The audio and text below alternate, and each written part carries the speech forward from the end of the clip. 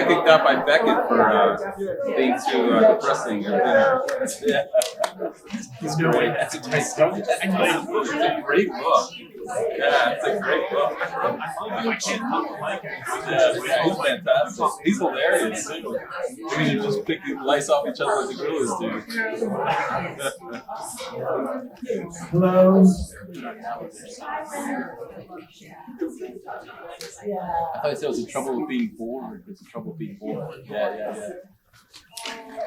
Welcome to the Visiting Writers Series, the second event. We solved the problem with the microphone, but unfortunately I forgot to make the joke I prepared about welcoming you to Family Halloween Night. That ship has sailed at this point, so I won't make. Okay, there's a couple of upcoming events that I wanted to mention before we start. Tomorrow, Travis Hessman is giving a lunch talking about something called Industry 4.0. Don't ask me. But then from 1:30 to 2:30, he's meeting with students interested in writing. He's a reporter and editor in the field, in fields related to the new digital manufacturing revolution. And he's also an English major and has an MFA in writing fiction. So his sort of that he ended up writing other kinds of things. And he's happy to talk to students in English and other areas interested in writing. So if you're interested in doing that, come tomorrow at 1:30 to the Lakeside Conference Room, which is in Lentz Hall on the top floor, 429. Feel free to write to me if you have questions or look on the bridge for information. So that's tomorrow. And then on October 18th, from 7 to 9 p.m. in the Recital Hall, which is part of the JAC, the front part, there will be the second open mic sponsored by Poetry Underground and Centrique. So I heard the first one was great, so you should show up for the second one and read something or write something or tell jokes. As you will. And also Poetry Underground and Centrique, the literary magazine, and students who get together and write poems meet here on Monday nights at 7:30, I think? 7:30. Yes, says Elsie, who knows. So come and do that too. Okay. All right, so now to the main event. We have 3 readers tonight. I'm going to keep my introductions very brief so we can focus on the readers. Our first reader is Noah Zanella, who is trying to open his bell at the moment, which is exciting. Noah is a Chicago-based writer and musician that I've known for a few years and admired his writing. I even chose his writing to win a contest that I was a judge of a few years ago without even knowing it was his. And he's also now teaching American Lit at Carthage this semester, and in the spring we'll be teaching, and probably J-Term 2, more classes including creative writing. And as a poet, he's interested in silence and sound and everything that happens in between those two spaces. Please welcome Noah Zanella.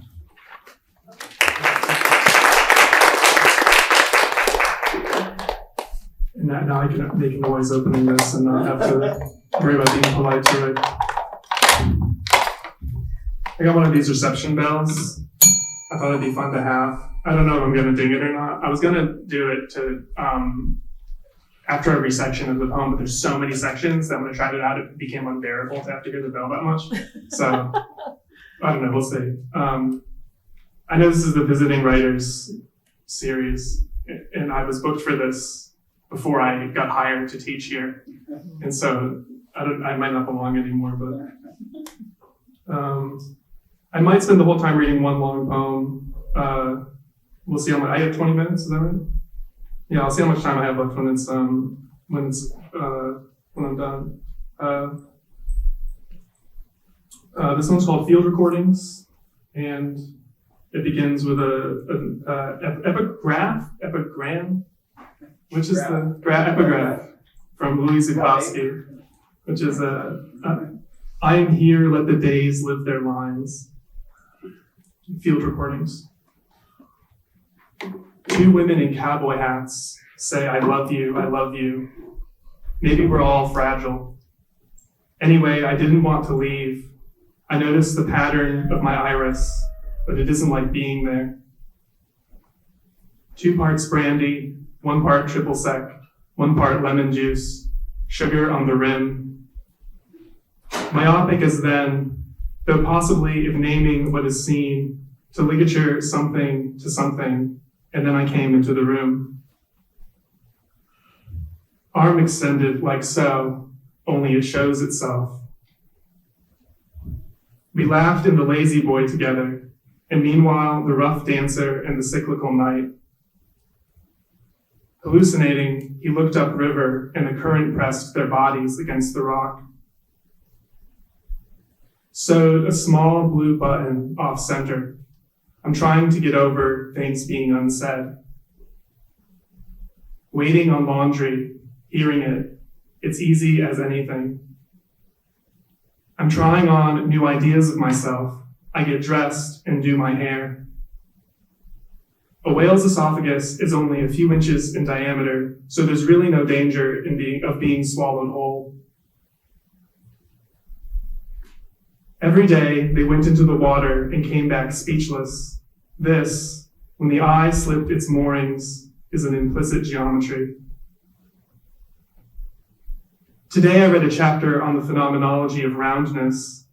From the stairway on the other side of a door, I could hear the intermittent whir of power tools, but a few hours later, when I walked down the stairs, I didn't notice anything different about the room. 1. Exaggerated image of a plover standing in shallow water. 2. 6 gourds on a plywood shelf. This, the experience of being in an image, is round as a walnut tree. There's a blade of grass stuck to my shirt just below the shoulder. I saw 4 rats last night in a flower box outside a bakery. I was not looking on a slant. At the museum, I stooped and turned my head upwards so I could get my eyes on a miniature cupola. Yesterday on the sidewalk, 2 women played a duet for accordion and violin. Actually, the accordionist was a man in a red vest. So maybe if I get dressed and do my hair and the conversation is lighthearted. Don't mistake this for a diary, to be open to the fictive. 1 large egg slid out of a broken shell into the batter. When I took a nap on the lawn. Acute awareness of the distance of other minds. A red car is parallel parking in front of me. A few flies land on a newspaper in a plastic bag at the foot of a stoop. At the bus stop on Ashland, on the bench next to me, a woman in baggy jeans and a hoodie is rolling a cigarette. In the hollow, mushroom picking, a girl in a sweater, dark trees, there is no plot. On the road to my brother's house, 1 sip of chocolate milk. I remember berry picking and apples. Here is a basket. Oh no, I've missed blackberry season again. Such a short window, you know, before the birds. Figures pass in and out. I don't know them anymore, but I rode in their cars. Birdden and sirens, mayfly on allium sphere. Root split boards give way. 1 honeyed spine, taste of. In fall, the woodcock come into the alders, drill for worms with muddy beaks, and bucks rub velvet from their antlers. Deer are a kind of ruminant, from ruminare, to chew over again. Repetition of what is noticed, light off spider silk in the space between the eye and its object. To find myself in an old coat, having built this path of dirt and mulch, was that thunder, a fly dips into the field of vision, a pause, a scuffed up canoe, meaning that 1 closed umbrella into such an evening, the laughable slope of this blue wooden bench. Yes, the day was easy and hours were lost to idleness when I have not seen you in years. Does it matter which of these lines are imagined and which have been seen? I want to give you something worth your time. I'm sorry. I know you are dying. A flake of ash goes out over the lake. What's the point in what is seen? Rain falls on this open page and into the fire in an iron bowl. Maybe I could use a little story. Check out the thighs on those Olympic gymnasts. I hope I have not abandoned life for language. On the porch in the middle of a minor family reunion, I can see how a book like To the Lighthouse gets written. We speak out of mutual longing. I don't know what to say. I'm waiting for you to text me back. Coconut cream on a chocolate pie. Last night we read Robert Hass out loud. All the New Thinking is about loss. Some of us had not read this yet.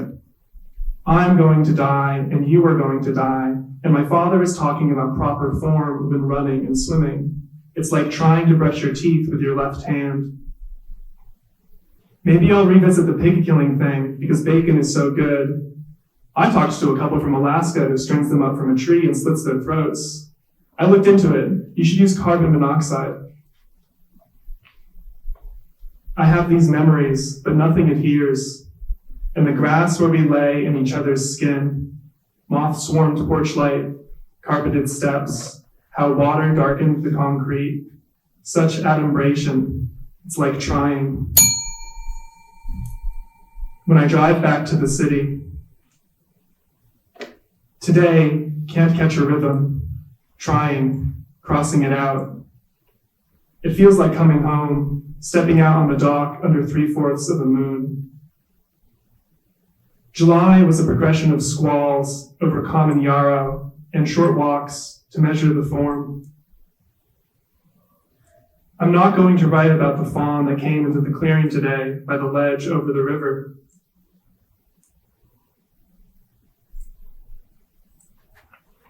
It happened, and then it was a memory, such that arrival and departure were one. It appears that everything is like this. I'm pulling a canoe onto shore, and it scrapes against the rocks, and there's water dripping from my shirt sleeve. I'm on the porch at Loon Lake, and it's the same view as last September, and I still don't know how to talk about the water. A clay chimenea where the mirror was. The mirror is now in my apartment in Chicago. The northern side of the lake sparkles, and subtle waves move irregularly along the surface. I have not been awake. I see branches blown back by wind, their leaves curling. The shadows of the branches on the deck make space for patches of light. It's 2:52 p.m. of a Sunday in Dallas Plantation, Maine. The ground is soft. I push my glasses along the bridge of my nose towards the space between my eyes. I hear a motor running of some kind. I touch my cheek. When I move my palm against the stubble, it makes a sound. About now, milk, and have you forgotten something? Then, on a brick walkway, one bird, its chest cavity with a fly crawling out. One symptom is a diminished internal monologue. I've been on the lookout, trying to mark the occasion of speech. The other day, while masturbating, just as I began to ejaculate, a voice in my head shouted, "Life is so confusing." Yes, it can be difficult to take oneself seriously. Remember Lorene Niedeker's intimation that letters are also lettuce. Eventually, one encounters the constellation. A lost pocket knife, these legs, a filament, the eyes albumin. How a center being drawn, having found the frame. I mean, walking into the kitchen at night with no plan at all. I mean, the line of a spine, which is both meadow and marrow. The river being one swept shape, we slid on our heels down the ledge. On the rocks along the rapids, a dozen black ducks straighten their necks. I think of Melville's penguins like sculpted caryatides. You send me another message full of playful apophysis. Checkers is a solved game, but too complex for a human to play it perfectly, so we have tournaments. Clearly, the monosyllabic Anglo-Saxon words constitute a vocabulary. Give me a mouth full of mud and moon.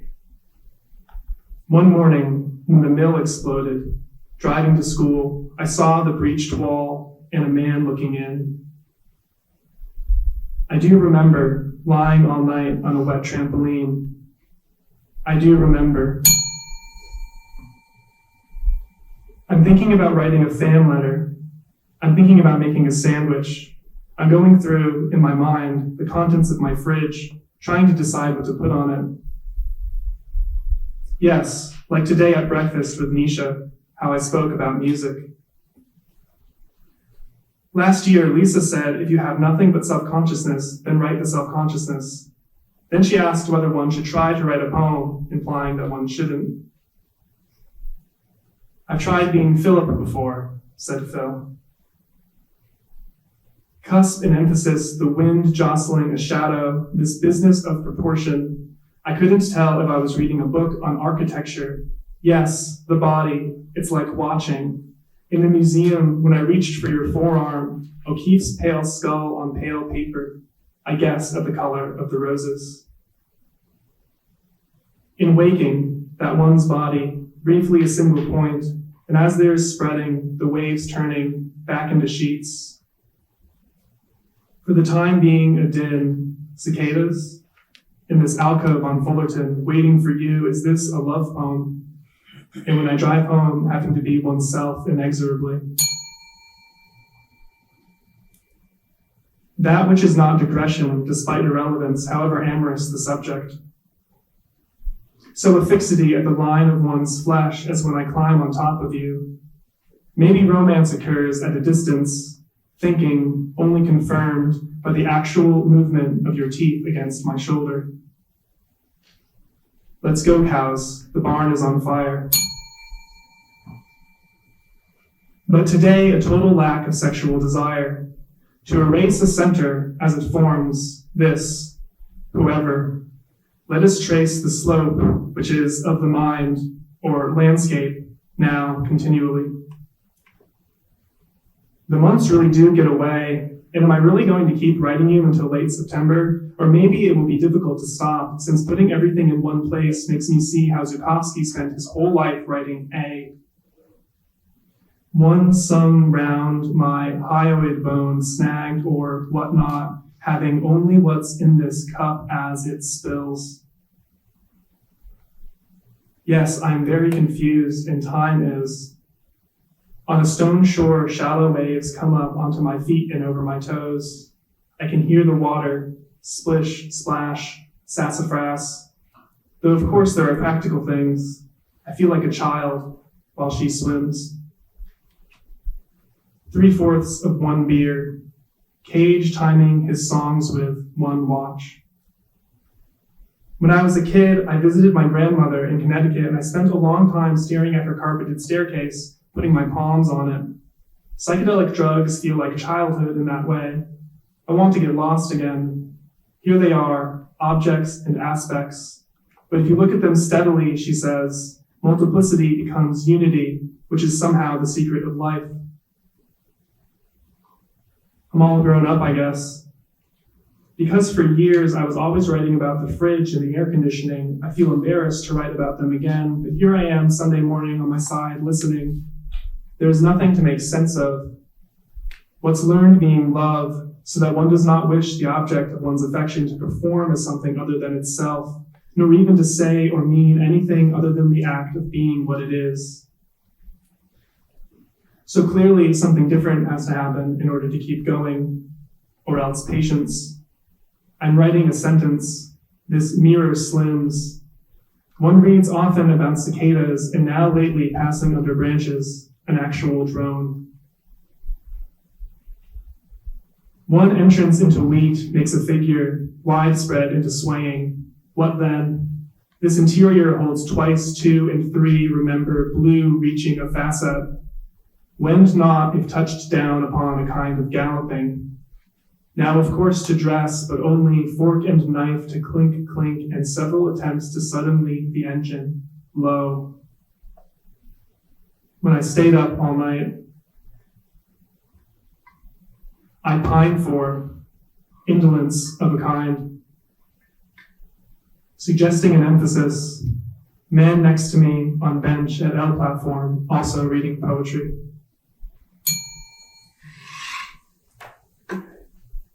And I have time for some other things. I don't know. I'll read them to him.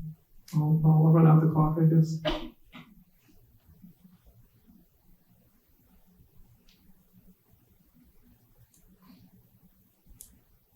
Poem beginning Anne. An apricot, a flourish, I strike match, yours sing well, our play. I'm glanced, he here in day's line, this, when my stomach fleshed, pour salt. I see one mother, her hand brushed hair, we wave, why write the sun's cheap wine, spent life a paper pine or sound like.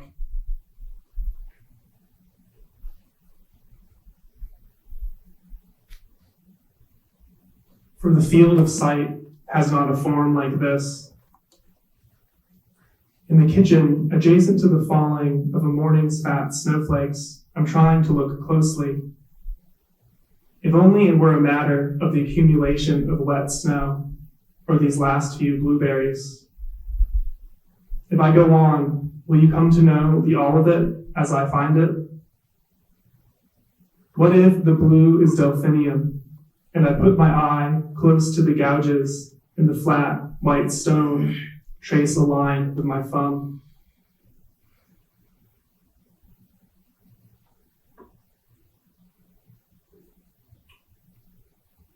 Poem beginning once.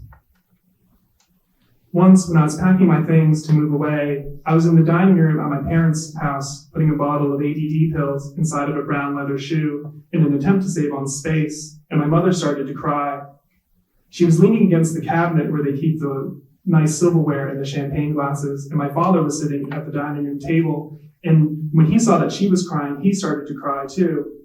I got the bottle of pills inside the shoe and sat down in a chair in the corner, and I did not cry, although I thought that maybe I should be crying, since everyone else was crying, and of course I would miss them, and there was a sense of a moment being slightly more of a moment than most moments are. I consider myself a sensitive person, but I rarely cry, once or twice a year maybe, and it is usually because of a piece of art, like once when I watched the final shot of the film Portrait of a Lady on the Fire, and the camera held so long on her face and the orchestra playing, and even now when I think of it, I get that chill, which is technically called frisson. You're caught up in the day-to-day, and it takes something like this to remember that you're a human, my dad said, looking at my mother, who had stopped crying, and then at me, who had not cried, but had felt that he should have. And I thought about divine grace and what the misfit says about the old woman at the end of A Good Man is Hard to Find. The dining room table was covered with cardboard boxes and plastic totes of various sizes, stacked on top of one another, the larger boxes and totes on the bottom so that the stacks would be stable. My freshly dry cleaned suit was hung from the ceiling lamp above the table in its plastic bag from the dry cleaners, hanging over the boxes. The hanging suit was directly in between my mother and my father, so when they looked at each other, they had to lean slightly to peer around the side of the suit. Okay, last one. Poem beginning this. This phlox or viburnum, how the stone dropped off the dock, so that a progression occurring, licked, comes to the point into thought. I guess today I am bewildered. I have an urge to list flowers. This is not a record, or to begin again on an asphalt path out here in the electric light, the room changes. Now there is one brick wall.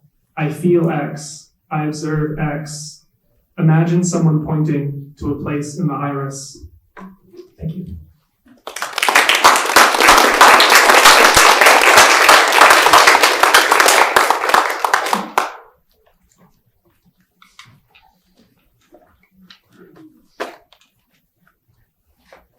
Thank you, Noah. That was beautiful.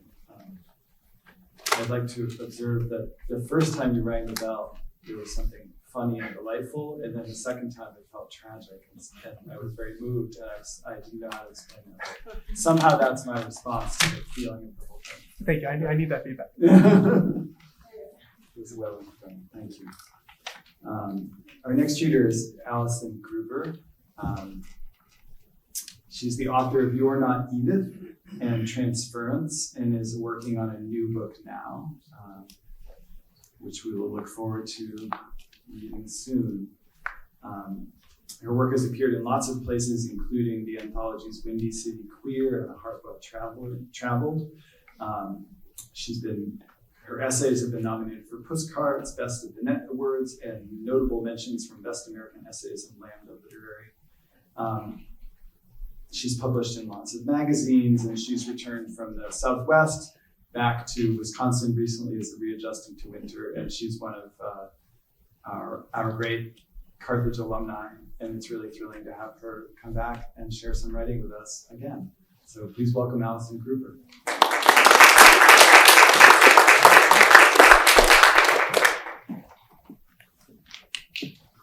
As a native Chicagoan, I just need to clarify, I live in Chicagoland, not Wisconsin. Oh, sorry, No, it's okay. my It's okay. confusion about Arlington. Yeah, Arlington, it might as well be Wisconsin, really.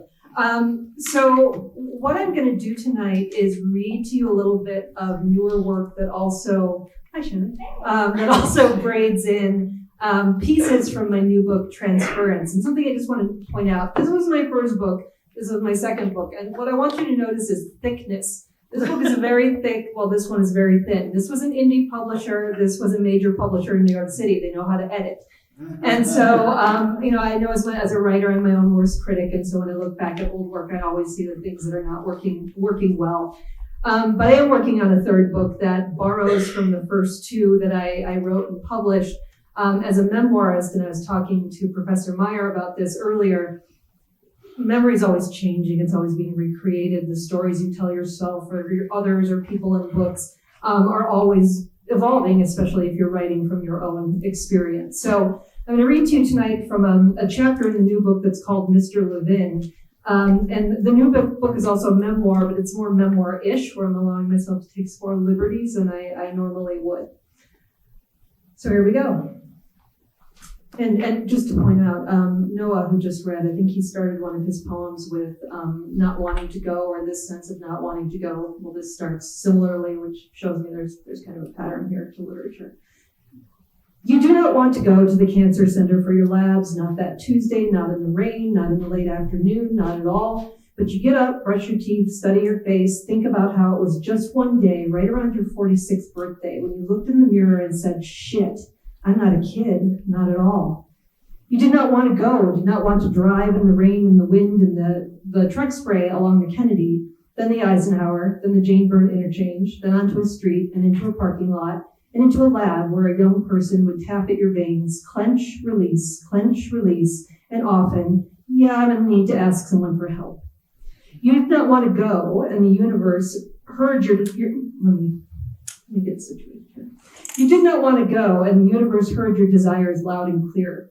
Your desire not to go to the cancer center that day, not to get a little bit of lab work done.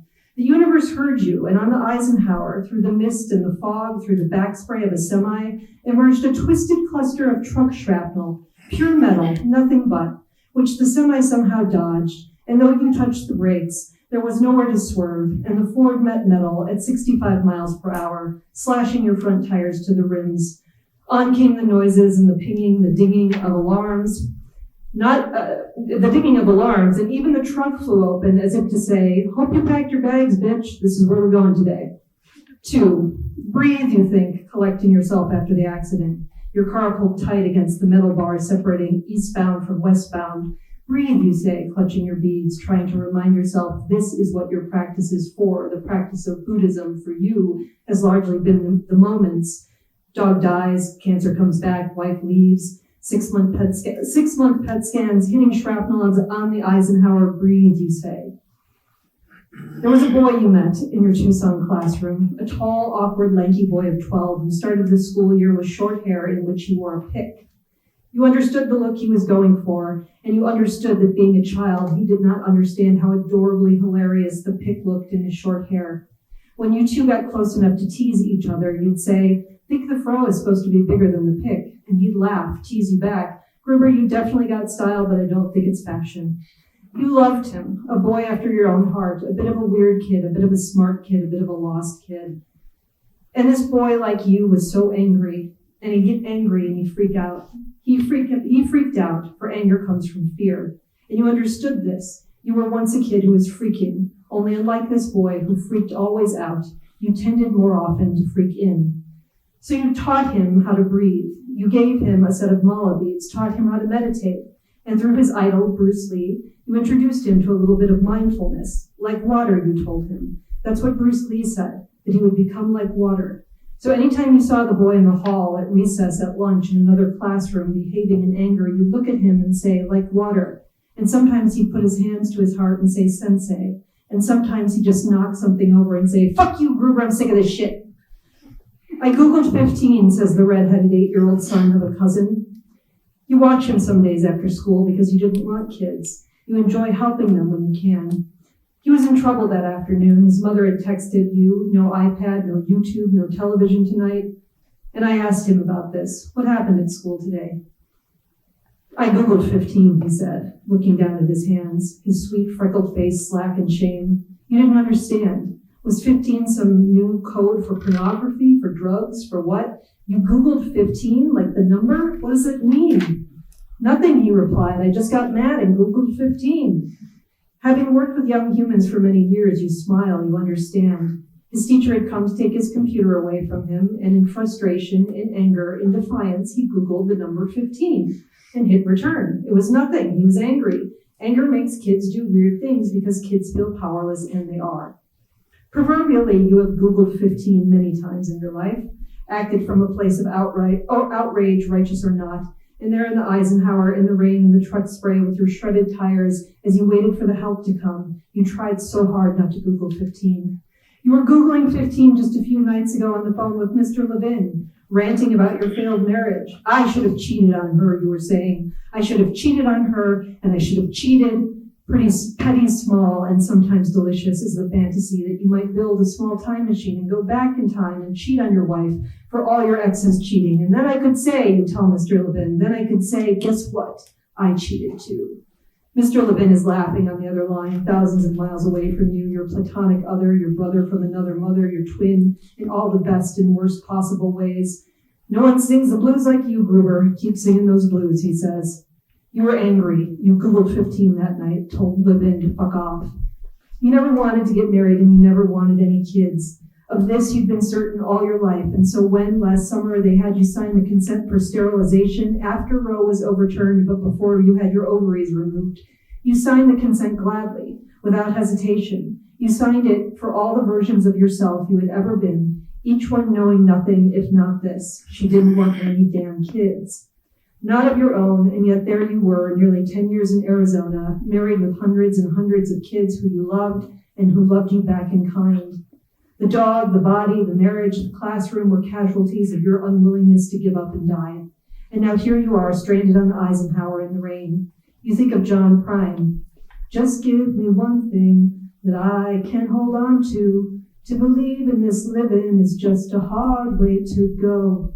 And then you speak to yourself, as you sometimes have learned to do, as you used to speak to students. Breathe. Let's get an entire grip on ourselves. This is what it's for anyway, you reason.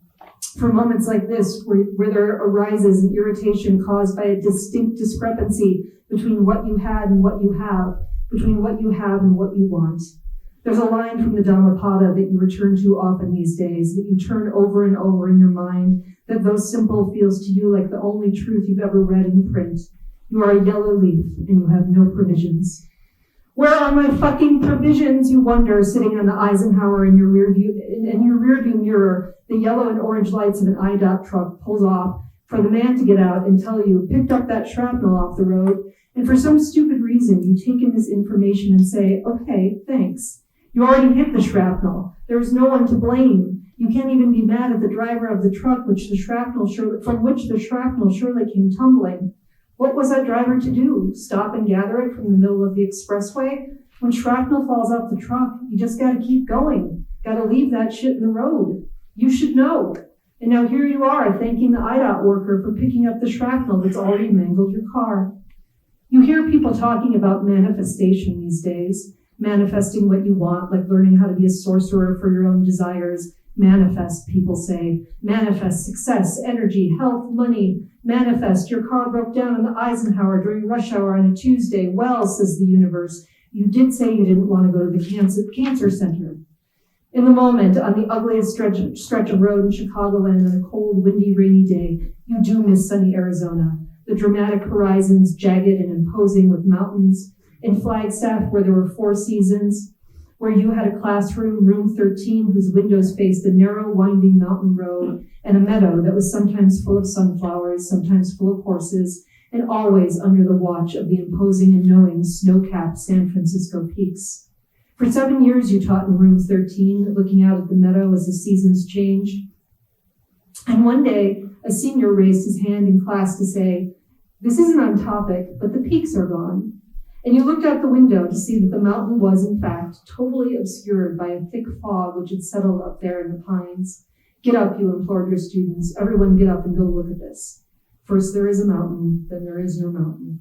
You'd hit Hamlet that week in AP Literature, and more specifically, the #1 hit single from that play, To Be or Not to Be. Here comes the part, you tell students ahead of the soliloquy. Here comes the part where Hamlet goes full emo. You had taught this text so often, and you'd memorized these lines, and Hamlet's agony felt tattered and faded as the years went on. You struggled to hide this from your students. I mean, it's like the Mona Lisa. You turn the corner, you turn the page, and there it is, the painting, the soliloquy.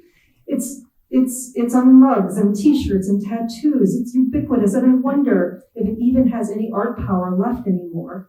And your students loved this musing of yours, for it was an invitation to rip the work to shreds, a thing they'd been waiting to do all semester. Shakespeare was coming.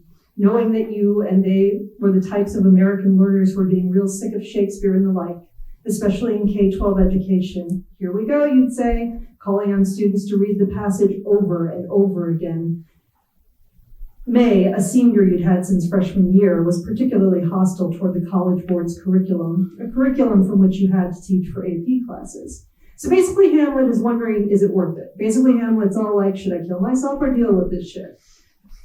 Yes, you told her in the class, that's basically what's going on here.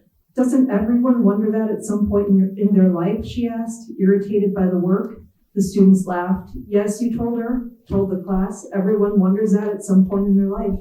Have you, Gruber? Asked another student. No one is raising hands now that May has whipped them into a frenzy of Shakespeare shade. It is 2017. You are married in Arizona, teaching high school. And you may ask yourself, how did I get here? Me, you repeat? Not me. I've had a charmed life. They laugh, and their laughter is irresistible, so you must go on. That's how I got here, earning this sweet, sweet Arizona public school teacher money. You think I'm in this business for you monkeys? No, I'm in it for the Benjamins. Love is what you learned at the school on the mountain. Love of others, love of self, love of the planet. Out there with the hippies and the folk singers and the poets, out there with the deer and the ponderosa pines and the stars that actually gave light at night. You learned about love on the mountain and about maddening nuances of this feeling, this word, and sometimes you felt it most ecstatic. And sometimes you were too busy worrying about your own little self to feel any love at all. But it was there still, for you, little one, it was there. One day at the school on the mountain, at recess, a little girl rushed you at lunch, raced across campus to get your attention, and breathlessly said, "Gruber, I love your writing." Everyone at the school on the mountain called you Gruber. This happened organically, as it happened organically among your peers in college, in your master's program. And in this way, you began to learn that in this life, no one ever really gives themselves their own name. Gruber, says this little girl who you have never met before, "I love your writing." She's a 6th grader. You are appalled. You don't talk about your writing in the classroom, though invariably every semester some kid would Google you or buy a copy of your book. And then there was what your ex called the groupies, a group of about 5 or 6 girls who always somehow knew where you were reading in and around town, even though you never advertised such things. Your writing was for grown-ups, and there was this child saying, "I love your writing." You did not know how to respond. Do you say thank you? Do you say who are you? Do you say what kind of parents would let you read my work? And before you can ask, she's saying, you do these really cool loops and curls. And you realize she's talking about your handwriting on the whiteboard in room 13, the room that faces out onto a winding mountain road underneath the peaks across from a meadow that is sometimes full of sunflowers, sometimes full of horses. The first in a parade of administrators that would destroy our little school was a man named Bill, who had taught out on the res, big white man on campus by way of West Virginia. Bill was in his 70s, quite large, and drank Mountain Dew for breakfast. Can't take the country out of the boy, he'd say when the fairly health-minded faculty and students noticed this morning habit of his. And he called women biddies. He told girls they shouldn't go into science, and told faculty it was okay to physically intervene if boys were fighting, but not if girls were fighting because girls are really crazy. He was awful, dreadful, and eventually the board, the parents, the students, the faculty, and the entire Flagstaff community would drive him out of his position with all but pitchforks. But before Bill was driven out, 2 weeks before the senior camping trip you chaperoned, a camping trip derailed when a student brought an actual gun to campus. 2 weeks before that, but purposely ahead of the camping trip, Bill held an all-day in-service on school safety protocol. Could be an elk out on campus, he posited in his Appalachian drawl, and you wondered but did not ask what type of elk exactly would cause the whole campus to go on lockdown. Across the room sat Mr. Levin. Long ago, you'd well established that you could not sit near each other in faculty meetings such as this because you laughed too much, like kids. Janice called you out once in a meeting. Hey, Levin, hey, Gruber, we're in class now. And you blushed, shut up, but Levin kept laughing. So you sat away from Mr. Levin as Bill clicked through a safety protocol PowerPoint. Now, it could be a circus train overturned. At this, you cast a look of aspersion at a nearby faculty member, seeking validation that what you were hearing from Bill was in fact completely batshit insane. She locked eyes with you, nodded, and whispered gravely, it did happen once in the 70s. Could be a tornado, Bill said, and you raised your hand. You were angry, getting ready to Google 15. This was absurd. Honest question, you said, but does Flagstaff actually get many tornadoes? Bill did not like questions. He seemed flustered. Yeah, well, we had a pretty good microburst out here. And what was that, Tulsi? What was that, 97, 98? I have no idea, Bill said Tulsi. Bill did not like this. We're taking care of kids here, he said, assuming noble leader form. We got a job to do and we must look out for their safety. I'm just trying to cover all the scenarios here. Don't shoot the messenger. You hated when Bill got defensive like this because it was embarrassing for him, for you, for everyone in the room, for the nation. Could be a blast, Bill said. Could be a blast that takes out the whole front office. Tulsi, Sarah, Virgil, all dead. What are you going to do then? Virgil raised his hand. As someone who works in the front office, I want to inquire about this blast. Now the other faculty and staff were laughing openly, not Bill. Gas leak, bomb, earthquake, he listed impatiently. At this, Mr. Levin stood up and made for the door. You remember when you first saw him walk out of a school meeting your first year in Flagstaff? He got angry and stormed out in a meeting, and no one said a damn thing. The meeting simply continued. This is how Mr. Levin was, and his gifts with students, with theater, were too great to be eclipsed by his short temper. As Mr. Levin made his way to the door, he stamped a piece of paper face down on the lab table where you were sitting and took his exit. You turned the note over, and it said, I'd rather be dead in the front office than alive in this meeting.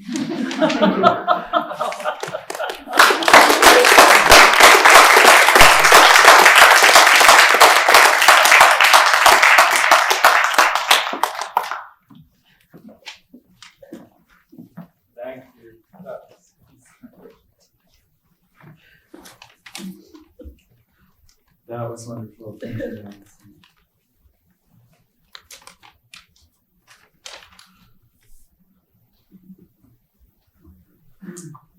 Our third reader tonight is Brenda Cardenas, and she's the author of Trace, which is forthcoming from Red Hen Press this year. April. In April, so come spring. Also Boomerang, which we have in the library, so you can try to get it. And the chapbooks, Bread of the Earth, The Last Colors with Roberto Harrison, who's also here today, who's read here in the past. I'm sure some of you, at least on the faculty, remember a few years back. And she is also the co-editor of two important anthologies, Resist Much, Obey Little, inaugural poems to the resistance, and Between the Heart and the Land, Latina Poets in the Midwest. Her poems and essays have been featured in many anthologies and journals, including Latinx Politics, The Art of Poetry, TAB, the Journal of Poetry and Poetics, Kinship, Belonging in a World of Relations, and others. She was the Milwaukee Poet Laureate from 2010 to 2012 and currently teaches creative writing and U.S. Latinx literature at the University of Wisconsin-Milwaukee. And I'm really excited to hear her poems and have her energy in the room with us tonight. Brenda, please welcome Brenda.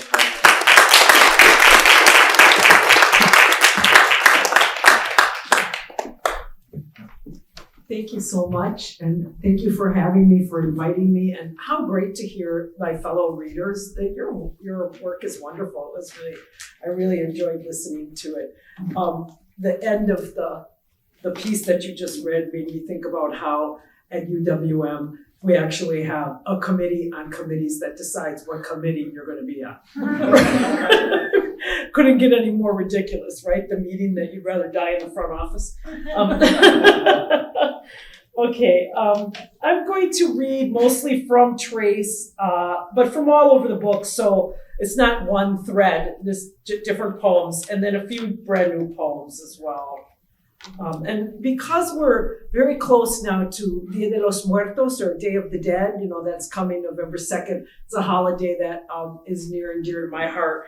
I'm going to begin with a poem just called Los Muertos, the Dead. There is, I do mix Spanish with English in my poems. I'll try to remember to translate some of it beforehand. But if I forget, and if you don't understand the Spanish, you'll probably get it from context or just kind of dance during that part. Okay, Los Muertos. A calaca is a skeleton. My calaca wears a ruffled peplum and dead sparrow in her fascinator. The bird is reading a tiny diary beneath black netting, waiting for her to revive him with a dropper of tequila and pinch of pecan molasses. Invigorating. My calaca's groom in scarlet coat and tails, sting on his tongue, tips his chili pepper top hat as he bows to her hem of marigolds and monarchs in flight. They will two-step in a forest of fir trees until ancestors shimmy up through the mud of their graves, adorned in the haberdashery of their day, tortoiseshell buttons, gold zippers, quetzal feathers, necklaces strung with teeth. They all find a way to tear up the dance floor, cumbia with those of us who think we inhabit the land of the living. But where is the curtain, the veil? At whose dawn does the rooster croon to stay the butcher's spatchcockling blade? And then another piece that fits with the Day of the Dead. I've written a series of poems based on these drawings by a Mexican artist named Eric Ricardo de Luna Gemel, and he did an entire loteria deck. Loteria is a game, right? With it's kind of like a bingo game, but there's little pictures rather than numbers on the cards that you cover. He did an entire one called 100 Names for Death, or 100 Nombres para la Muerte. And so this poem, the poem I'm about to read, responds to these. They're amazing drawings. It responds to these drawings. So I'll sort of pass those around so you can look at them if you wish. And this poem is called From 100 Nombres para la Muerte, Las Jodidas, the Screwed Ones. We are bent from the loads we've carried strapped to our bony backs, sacks of maíz, hierbas, frijoles, bundles of firewood, jerry jugs of precious agua. Each Saturday, we haul tall stacks of caged birds to the mercado to sell their captive songs, their laments, our heaviest burden. Hobble a mile in our ragged huaraches, holes in their tire-tread soles, Follow us to the village of whispers, where the only gritos belong to the wind, empty doorways grown over with weeds, our men's dusty boots waiting years for their return. Look into the cenotes of our eyes. You'll find no fish, no flores, no monedas, only sacrifices with their mouths full of mud and the dread of our itchy grins. Then tell us you would never risk wrapping your little lamb in a rebozo, grabbing your withered staff and heading north. Devil sun, scorpion, migra be damned. You'd fly for the birds whose latches you could not unlock. You'd fly so the only satchel your daughter hoists on her shoulders is heavy with libros, lápices, y sueños. You'd fly, never believing they would wrest her from your back and lock her in a cage. And then there's another one from that series, and this is La Zapatona, and she's a runner.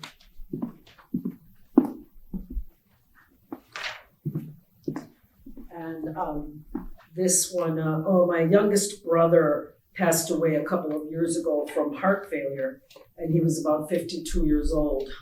I wrote this poem when he was facing that. Cien nombres para la muerte, la zapatona, the fleet-footed woman. Brother, your heart was a speed metal drummer in a breakaway, jamming for the finish. They had to trip it, stop it, start it, shock it, till it threw you to your knees. And La Zapatona, sure-footed in her winged sneakers, tucked phalanges into fists and bolted, ponytail sailing in her wake, piano grin full of keys, hammering sweeps. She shot you that mal de ojo, all black holes, and you still smell her sweat, her stale breath, feel its fire in your lungs. I cheated her 3 times, you say. Now she sprints inside my chest. Now she's neck and neck. And then one more ekphrastic poem for now. I do write a lot in response to visual art and then this long relationship with visual art. So a lot of my poems are responding to that. This is responding to a piece of graffiti art in which the graffiti looked a lot like glyphs. It was very glyphic looking. And it's called Placa Roll Call. And it begins with an epigraph from the artist himself. The artist's name is Chaz Bohorquez. And he said, if the city was a body, graffiti would tell us where it hurts. And this block would shout, nos diste un chingazo, cabrón. Mira esta cara rota, these baton cracked ribs, this black and blue street dizzy con gente, Blades, Kiki, Larry, Snow, Enrique, Connie, Elton, King, David, Kelly, Jeff Raton, Chaz. Los de aquí, los de abajo. This roll call won't be silenced, not by Glock, not by chokehold. This, our temple of runes, our tomb, its glyphic curve and flow, calligraphic code writ acrylic. This, our relic, our scroll unrolled in catacombs, our flecks of subtext still buzzing, después de que vayamos con la pelona. Que lucha, loco. Then baile con nosotros to the aerosols maraca y hiss, al punk en español's furious sweat. Hang your head out the window y dale un grito tan lleno de duende that it cracks the pavement, summons our dead to dinner. Turn the tonal kaleidoscope, then pause, catch your breath so you don't miss the illegible moment where all the mystery lives. There, decipher that. And the next poem is called Punk en Español. I used to work with a band. I used to do poetry over music. And a lot of the members of the band had come out of Punk en Español, out of that particular genre of music. So, and they used to do like some soundscapey stuff behind me. But when they really just wanted to do what they did, which was punk, I had to do a lot of over the top of the music. But I came to really appreciate it. So this is called Punk en Español. Embrace the skunky ruckus, electric guitars and scream growls, gritando a los brazos agitados, kicked shins, bruised butts, cleaving montones de carne in the mosh pit. This music's missive somersault sparks, ignites, crackles volcanic, because the world is broken anyway. A flipped vehicle, dim debris ablaze. Quien entiende the grio's bullet blasts, shrieking, asesinos! Wrecking ball of angry abandon, golpes tiernos, the circle of bent bone, its own communion, raucous, cariño, llorando. So that's punk in Espanol.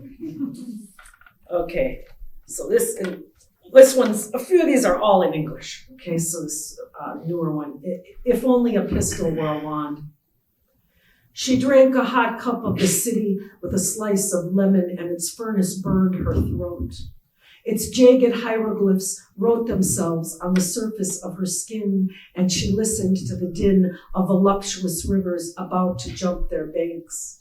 If only a pistol were a wand, she thought, shooting starry magic, I could spell this angry rot into moss, crush our toxic little knots like black walnuts underfoot. Pretty privilege would open its ears, become fluent in empathy, if only a pistol were a wand. She drew a pentacle over her exclusion, and the gullible quicksand opened to another world. But how could she abandon this body of peril in its crumbling, its frail language begging?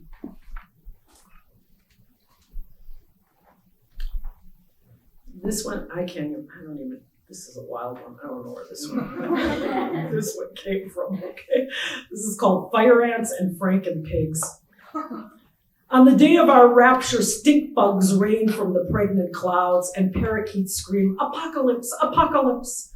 Homer votes for Jesus, who shaves his beard, does 33 push-ups, and proclaims the like a good neighbor jingle sublime before burying his head in the sand. When armies run out of bullets, they load their guns with fire ants who march undeterred to the enemy's toes, begin their ascent up his pant legs. He dances and crackles like a 4th of July sparkler, quick to expire. Old soldiers wax nostalgic about how glorious wars used to be. Acid rain pearls in dawn's distant light. Oh, Sappho, the bluish waves have lapped away. To which side of this wobbly world? While we stand still in candlelit vigils, scientists bring a Frankenpig back to life. Breathe, little pig yolk. Some pray your gut brain will dream a planet of revived unicorns and virgin births. I plan to hold you hostage among the does, hiding their embryos in slender crags of ancient caves. They really did bring a pig back to life. You know that, right? Yes, they brought a dead pig back to life. So we do have Frankenpigs. Okay. This poem is another ekphrastic poem. It's written in response to a piece by Ana Mendieta. Ana Mendieta did a lot of work where she placed herself in nature and then had photographed, or she carved into stones and places and then photographed that. And she died way too young, way too young. She either jumped or was pushed. A lot of people believe she was pushed from like the 26th floor of her apartment building. This is in response to a piece that she has a carving on a stone, and it's called Our Lady of Sorrows. The piece is from her Silhouette series. Our Lady of Sorrows has appeared to the mountain dwellers, her grief engraved where stone softens to clay. Keep your eyes sharp for a dagger. In its hilt, you'll find her face pressed to the earth's cheek. Kiss this sacred spot before the rains wash it away like her orphaned feet. Notched heart cradles a planet heavy with nightmares flying into empty mouths. Listen for their thirsty murmurs. She'll push her ponderous child into the dew of a San Felipe dawn, name him Salvador. They'll rest beneath a web-spun umbilical, eclipsed from our human eyes. Our Lady, stone, clay, earth, rain, orphaned, heart, eclipsed.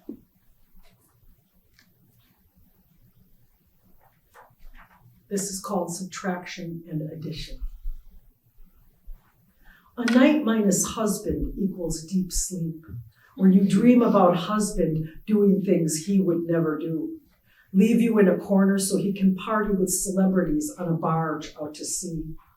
Meanwhile, you've accumulated a third brother who is aware of your and his departed sibling, but won't utter aloud that family minus brother equals hole in the bottom of the ship.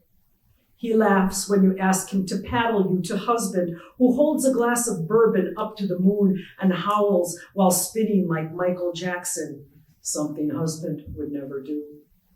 You minus words equals empty space equals panic, stuck screen, gunked vocal cords. Yes, a woman can shoot blanks, turn into a hot air balloon that silently farts its way into a thicket of shame. Why you, mute bubble? You've always been smitten with the mutable. Clownfish, chameleon, seahorse, selkie, ice cube.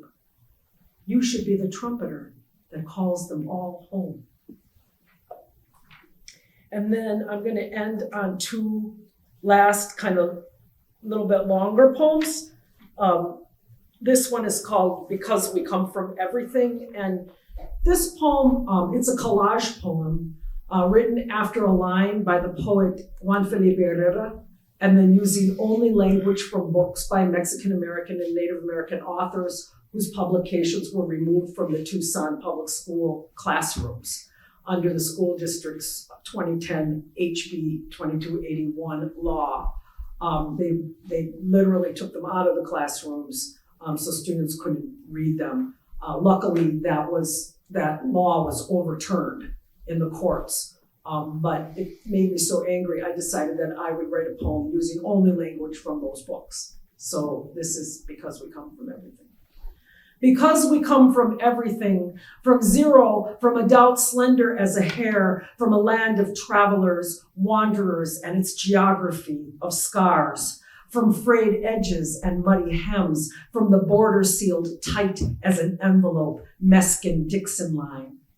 Because we come from Operation Wetback, Operation Peter Pan, Operation Gatekeeper, floodlights, sensors, infrared spy videos, night vision cameras, topo maps, helicopters, and holding cells, from the sharp shooting goose steppers round every corner, from alien gods and alien names and alien eyes and wild alien tongues, from the barbed wire politics of stupidity.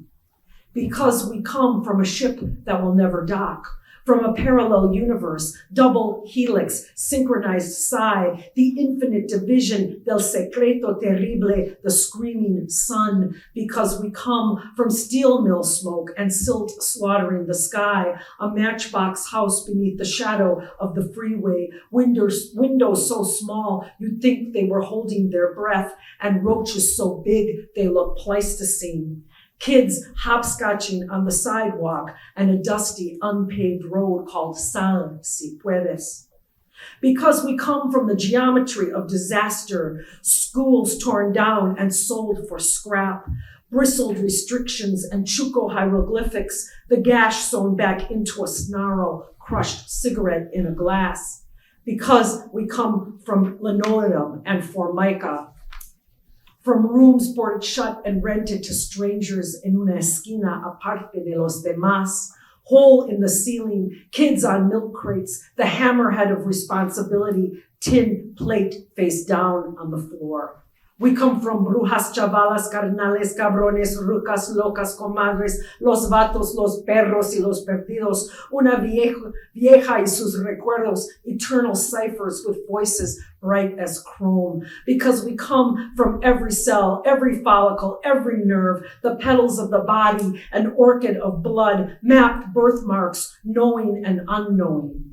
Because we come from museums and waiting rooms, hostile territory and collateral damage. Because we come from the out of service area, From another bad dream, a bowl of beans, because we come from El Rascuache, Tex-Mex with a Brooklyn accent, Santeria Tupperware party, magnet car statuettes and kitsch calendar art at the flea market, La Segunda, from the word cachivaches and La Loteria, a world loaded on each back.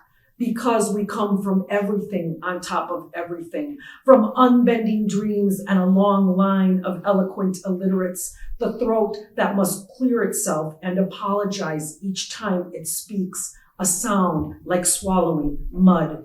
Because we come from El Camino de la Mestiza, the path of red and black ink, from linguistic terrorism and literary archaeologists, from each of the star stories, because we come from a green flutter, the hummingbird's throat, a chorus resounding for acres, because we come from dichos, cantos, cuentos, from the spoken word, the seat of love in the darkness. And that belongs to all those writers. And then the last poem I'm going to read is called Shipping and Receiving. And this poem, I just have to preface it because I'm in front of a lot of students that know I'm a teacher. I really do love my students.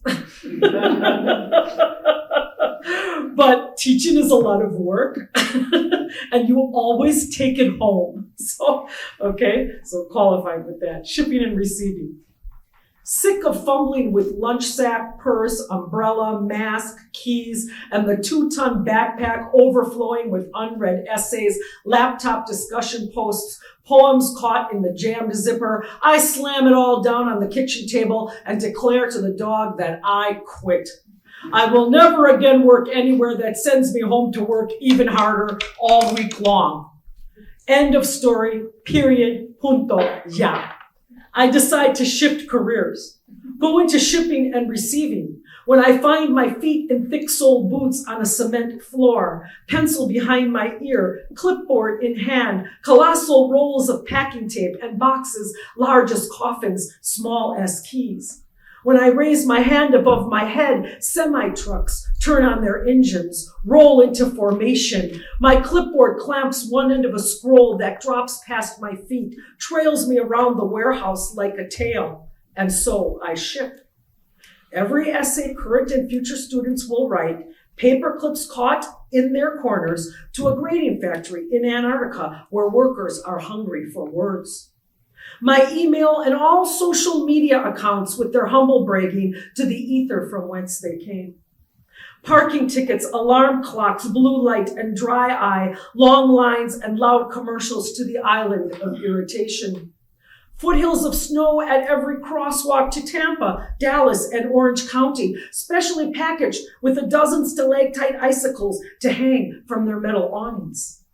Light pollution to the darkest corners of hell. Air pollution back to the factories that produced it. Estimated arrival well after third shift has bust home.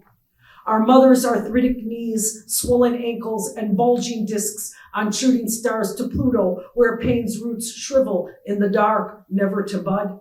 I send cancer to its crabby constellation, where cells heal in each other's light.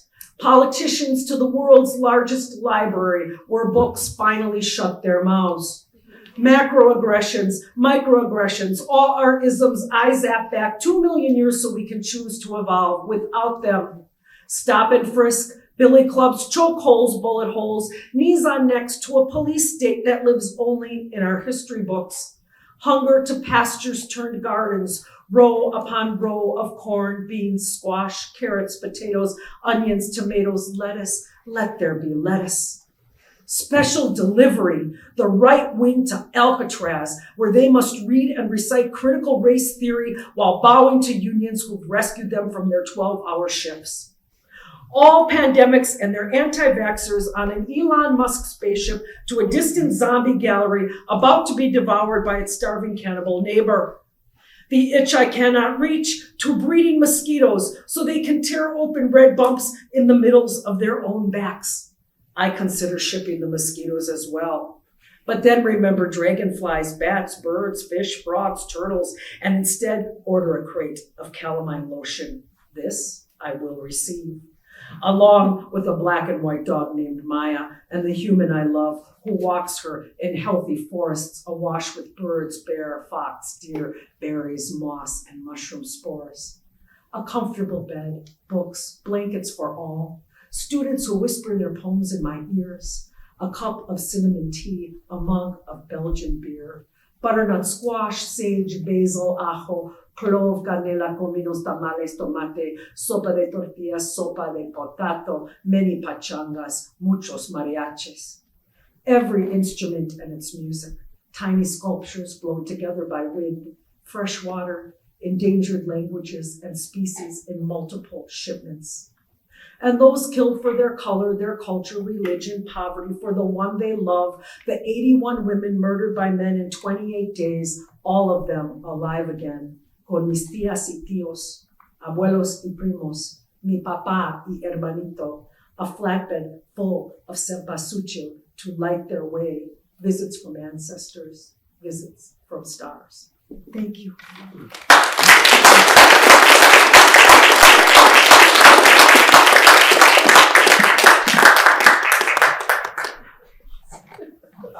Thank you to all three, to Noah, to Alice, and to Brenda. Let's give them all a hand. It was a beautiful reading. Thank you all for being here.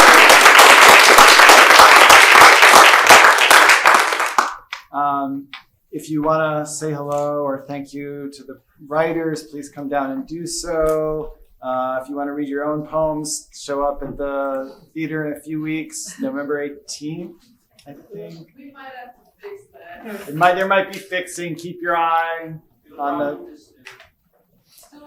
Oh, it might be okay. It'll be happening now. Okay, look out for that. Thank you all for coming.